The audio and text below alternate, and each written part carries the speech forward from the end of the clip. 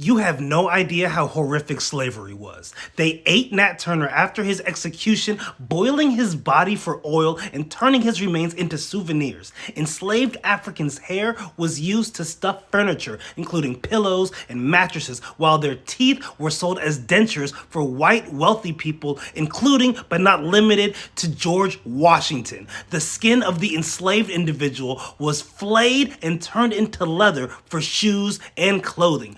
Pregnant black women were whipped on their stomachs to induce miscarriages or forced to give birth under inhumane conditions, only to have their infants sold off. Enslaved men and women were subject to brutal medical procedures without anesthesia or consent. Tools like thumb screws and iron muzzles were used to silence them, while branding irons seared their skin with the marks of their enslavers. Rape was weaponized as a tool of control, with enslaved women forced to bear children who were automatically enslaved, perpetuating the cycle. Families were torn apart at auction blocks, with children as young as toddlers sold to distant plantations, never to see their parents again. Even after death, the bodies of enslaved people were desecrated. Their remains were often stolen from graveyards and used for medical dissections or experimentation. Their lives were treated as commodities, and their suffering was systematic,